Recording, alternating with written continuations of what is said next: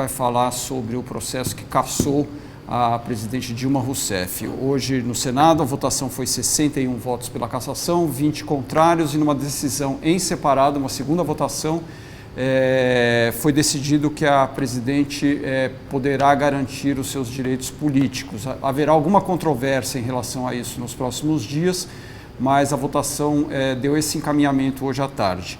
Eu estou aqui para falar sobre esses outros assuntos com Vinícius Mota, secretário de redação da Folha de São Paulo, Ricardo Baltazar, que é editor do caderno de Economia da Folha, e a Mônica Bergamo, colunista da Folha de São Paulo. Mas antes a gente vai a Brasília com a Natuza Neri, que é editora do Painel, que está lá no Senado para dar as últimas informações. Boa noite, Natuza, tudo bem aí? Boa noite, Canziano, boa noite, bancada, tudo bem? Tudo bem. E aí, Natuza, conta pra gente aí o presidente Michel Temer já fez um discurso, já foi empossado e agora está indo para a China na sua primeira viagem, né? Conta um pouco pra gente como é que foi o dia, os desdobramentos disso aí, como é que está o clima, por favor. Bom, Candiano, eu estou aqui no cafezinho do Senado, que é onde boa parte dos senadores acompanhou a votação. Vou dar um giro aqui para vocês verem.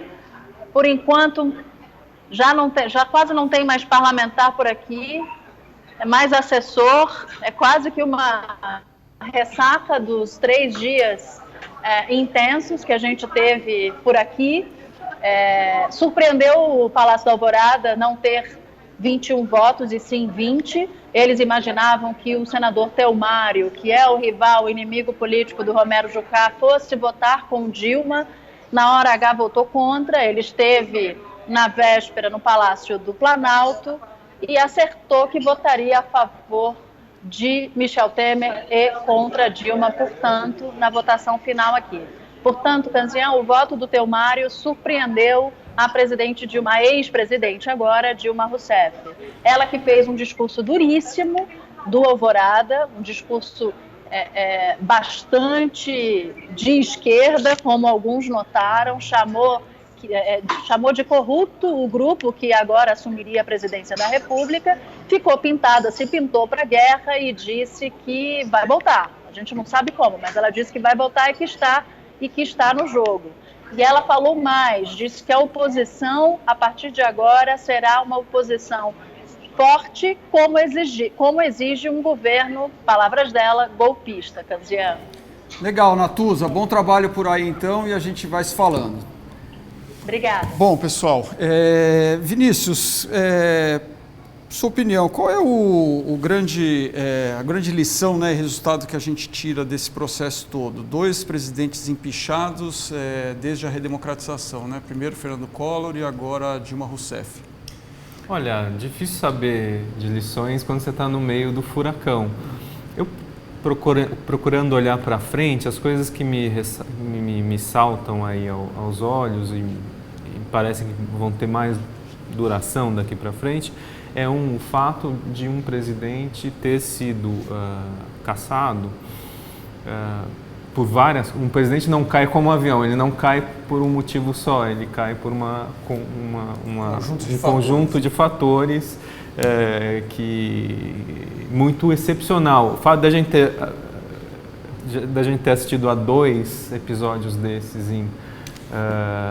desde a democratização, quer dizer, em pouco tempo, em 20 e poucos anos, tá certo?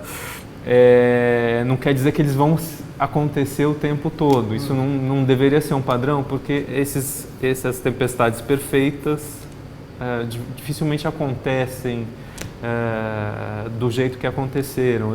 Eu não acho que vai haver um episódio como esse, de uma grande recessão, de uma grande crise política, de uma eleição apertada, de um timing. É difícil, probabilisticamente, que isso ocorra de novo. Eu acho que é um episódio raro, talvez a nossa geração esteja vendo a última vez e as futuras vão demorar para ver. Mas o que fica, eu acho, é o fato de um presidente da República ter sido deposto por fraudes sistemáticas, deliberadas, contundentes aos princípios de condução do orçamento, que é a principal peça da democracia em qualquer constituição política. Isso, para mim, é importante porque provavelmente vai gerar um efeito didático para frente, para os próximos governantes, para que tomem mais cuidado ao usar suas atribuições. No caso do presidente da República, atribuições muito poderosas, muito fortes, que o presidente da República brasileira tem muito poder, em desconformidade com os controles necessários da República, democráticos. Enfim, depois eu posso falar de um segundo aspecto que eu acho importante também, que é o lado do próprio impeachment.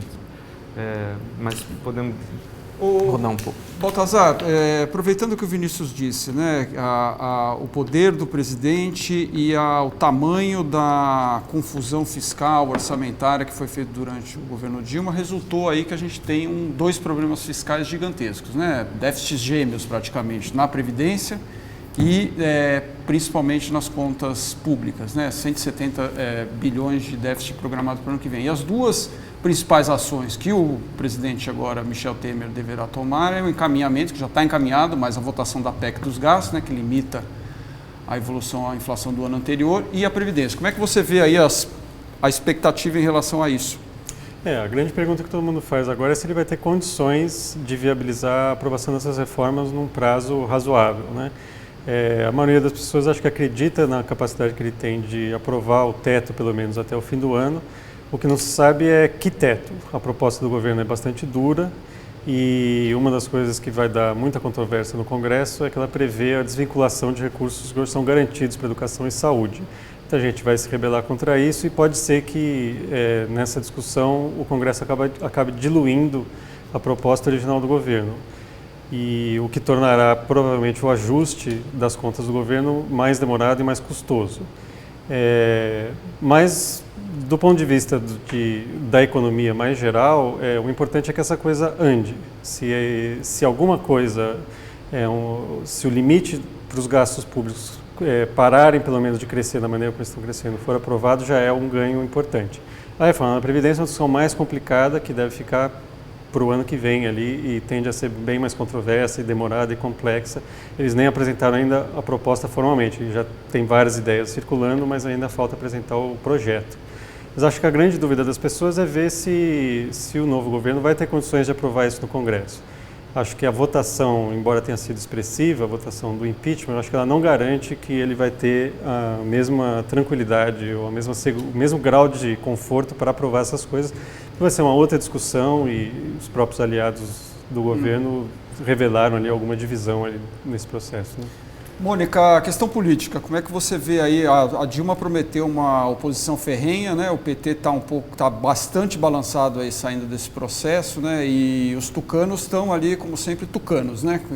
Como é que você vê aí a base que o Temer poderá ter? Eu queria começar antes fazendo um comentário sobre o que o Vinícius falou, que circulou muito, e é algo que a gente já sabe da história. Tomara que seja a última vez que a gente vê isso, né? A tal da tempestade perfeita e um presidente sendo dessa forma, mas só para a gente fazer um rankingzinho, que eu fiz rápido, se eu estiver errada, do ponto de vista da história, nas eleições, quer dizer, a gente teve 4 presidentes eleitos que não chegaram ao fim dos seus mandatos, né? Getúlio, Jânio, Collor, Dilma. 3 presidentes eleitos que chegaram ao fim do seu mandato, Juscelino, Fernando Henrique e Lula. Aqui na nossa geração, que a gente já pegou, está 2-2. Então, eu não sei se é algo tão excepcional na história do Brasil assim, e parecia que seria, né, daqui em diante, e não foi. Agora, sobre a questão o que me chama a atenção hoje, eu estive no Senado, no dia do impeachment, e eu procurei conversar bastante sobre a questão das reformas para o futuro, com deputados e com senadores. E a questão da velocidade, eu percebo uma tentativa do governo, do executivo, de falar que vai mandar rápido. Hoje nos jornais tinha entrevista do Temer, tinha declarações de Eliseu Padilha, vamos mandar antes das eleições a reforma da Previdência. E os parlamentares falam, esquece, não vai mandar. Em primeiro lugar, porque em setembro você tem eleição, ninguém vem para Brasília para votar nada. As pessoas têm que ir para os seus... têm um bom pretexto, uma boa desculpa e uma necessidade, de fato, de participar da eleição nos seus estados. Então, por mais que eles falem, eu acho que eles falam isso sinalizando para o mercado mais do que para o Congresso. No Congresso isso é visto como algo que não ocorre. Mesmo a votação, que eu até perguntei para alguns parlamentares, mas e a questão da votação dos tetos? Porque aí o governo pode esquecer um pouco a Previdência e concentrar na votação. Também há muita dúvida se vai conseguir ter um quórum qualificado, 308, se não me engano, para... São 2 votações na Câmara, 2 no aprovar, ou até para começar a aprovar.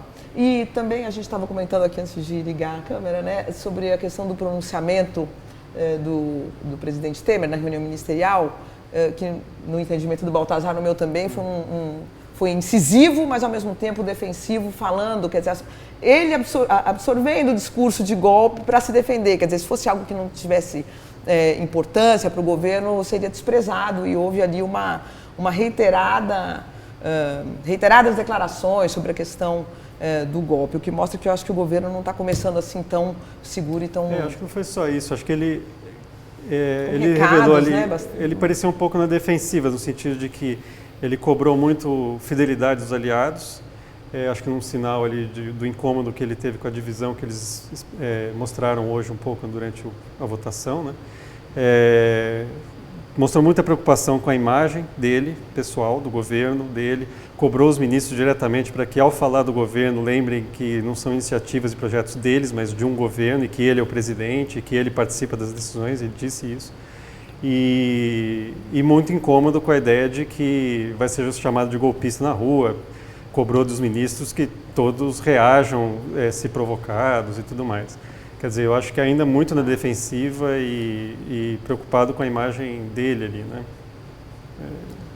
Eu acho que ele tocou numa questão da questão internacional também, né? Também, que ele fala, né? Eles conseguiram até com um certo sucesso colocar na roda a questão de ser um golpe, no âmbito internacional, ele toca nisso, né? Ele está indo viajar, né? Então ele está realmente preocupado, porque essa viagem pode ser bem importante para ele. Está com uma agenda em termos internacional forte, de né? reconhecimento do mundo de que é um governo legítimo, legal. Ele enfatizou isso também, né? Que um dos objetivos principais dele nessa viagem que ele começa agora, vai para a China, depois ele vai querer ir para outros países, é convencer o mundo de que existe segurança jurídica e estabilidade política no Brasil. Um governo que tem 2 anos e 4 meses pela frente. Né? Tem um movimento na área internacional, que ele é pequeno, mas eu acho ele muito simbólico, que é uma negociação intensa para o presidente Temer se encontrar com o Tabaré Vázquez do Uruguai, que é um país de 3 milhões de habitantes, pequeno, economicamente não relevante para o Brasil, mas que é um governo de esquerda. A Venezuela facilitou um pouco o jogo do Mercosul agora quando disse que vai cortar relações com o Brasil. Exatamente. Mas, isso facilita muito o arranjo com mas eu acho que existe uma vontade do presidente Temer de ter esse encontro e essa Sim, foto. Provavelmente vai acontecer. E vai acontecer, já está sendo negociado. E justamente um governo que sempre se alinhou muito ali ao Lula, muito próximo, em especial, até pessoalmente do Lula. Então tem essa preocupação internacional bem marcada, e eu acho que até marca uma diferença com a Dilma, que tinha um desprezo grande por essa agenda. Agora, Vinícius, os 2 últimos dias, né, ontem e hoje, saíram dados horríveis aí, né? Desemprego, a taxa de desemprego ontem subiu a 11,3, 11,6 milhões de desempregados. Essa taxa tende a crescer, principalmente quando acharem que a economia está melhorando, sai mais gente procurando emprego, a taxa aumenta. E o PIB hoje, né, que caiu 0,6% no segundo trimestre, o 6º trimestre consecutivo de queda, maior retração entre as principais economias do mundo, né? Essa recessão provavelmente vai se consolidar como a maior. O problema é comparar, mas certamente a maior desde o início dos anos 80, quando a gente teve uma recessão comparável, né, no início dos anos 80, é a recessão que minou todas as condições de sobrevivência do regime militar. Aquela foi uma recessão muito profunda e muito extensa, mas essa que nós estamos vivendo agora provavelmente ainda vai ser mais, até porque a perspectiva de recuperação, ou seja, de volta dessa curva para padrões que a gente poderia dizer fora da recessão, né, para a lâmina d'água, vai demorar mais tempo, e é o que os dados do PIB indicam e o que todo mundo que vê e olha os dados prevê.